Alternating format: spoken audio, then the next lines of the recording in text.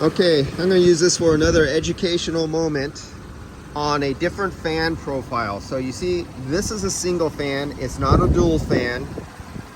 We have full access to the condenser, and this is one of those condensers where like the transmission cooler is part of the condenser, and you can see their separation right here, and you can see where they drilled a hole right in the center right there. There's plates where you see those little lines. There's plates in there that separate the refrigerant circuit from the transmission fluid circuit, even though it's all on one header. And I seen guys on YouTube said, oh, GM sent me a thing that somebody accidentally halfway sawed through with a saw, and they sent them back under warranty 2 times. And no, it wasn't that it was a defect. There was a plate separator right there, and they didn't need that anyway, and part of their thing was, instead of drilling a hole, they cut a little slot inside of it. Here's the other one here on the other side, and as you can see, it has those 2 little marks, those plates right there, and that's the separator for the transmission line right here for the fluid for the transmission. And here's the AC refrigerant, but they're separated by these plates that are welded and sealed inside. And you can see that little hole. They got another little hole right there in the separator. So if a fluid was leaking and bypassing, if it was refrigerant, it would come out green because it has dye in it. If it was transmission fluid and it leaked past that little plate, it would come out of here and it would be pink. Let's take a look at the fan I mentioned.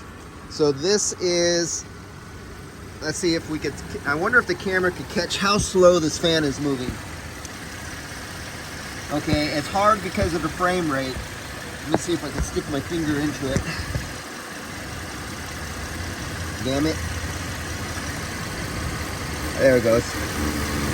I'm gonna say this fan is probably moving at 120 RPMs, really, so it was moving slower.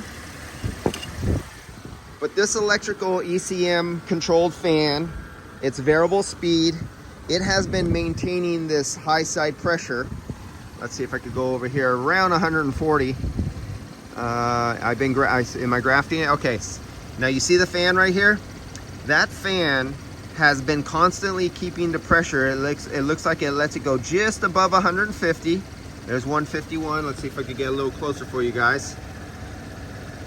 And it's been going down to 130, 151, 125. So you see that, you see the pattern there, right? It's keeping it within a range. So it's lowering and raising the fan speed a little bit just to maintain that pressure. This vehicle is different than this vehicle or this vehicle or that vehicle. None of these vehicles will have the same high side pressure at all. At this temperature right now, there is no rule of thumb. Just this vehicle will do that. The other vehicle there that might have 2 fans that pulsate on and off, you might have more. If this was one of the old BMWs that used the pressure switch on the high side with the non-variable compressor, it'll let it go up to 270 PSI. And then the fan would come on and it would let it go down to about 170, and then it would shut the fan off and then allow it to go back up to 270. But you see this one is going from 130, 125 to around 150. I keep stressing this in all my videos. Do not listen to the old guys who give you a rule of thumb that a certain pressure has to be met at a certain temperature or anything like that. This is considered by the computer, tells it what pressure, not no rule of thumb or average. Unless you're doing the same vehicle, same year, make, model vehicle, you can make those claims on that year, make, model vehicle, but you cannot apply it to other vehicles. Now let's see if the fans slow down a little bit.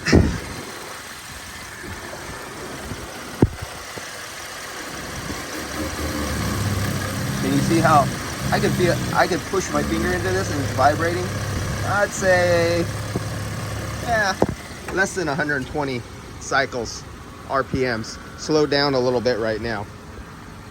And unfortunately, that's an open, I can see into the copper windings into the back of the motor. So that means this motor is prone, if it's in dusty locations, of wearing out, because dust, dirt, debris, water, mud will get inside that motor. And if you live in an area like that, these expensive motors that have that ECM control on the back will burn out and have a short life because they're not closed motors. They're not sealed case, they're open.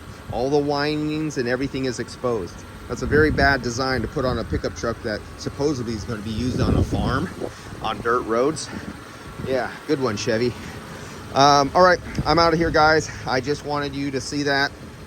And let's see if I data log the temperature too. So our temperature, it's been staying, where's the temperature done? So you can see the temperature. This is all controlled by 46 degrees, 50 degrees, 46 degrees, 51 degrees, 47 degrees, then it's probably going back up to 50 degrees. And the outside ambient temperature, here's my thing, it's been 60 degrees outside right now. All right, I'll catch you later. And the same goes with ambient temperatures. Everyone says, well, what should my dash be with a certain ambient temperature? Again, no rule of thumb. Yes, there is a rule of thumb. They say 30-degree difference, 40-degree difference, 50-degree difference. It all depends on the year, make, model of vehicle. And again, you could have 10 different vehicles in Arizona on a 115-degree day, and you'll have vehicles that might only have a 20-degree difference, 30-degree difference, and you'll have other vehicles that have a 40 or 50-degree difference. But they'll all be different. There will be no rule of thumb.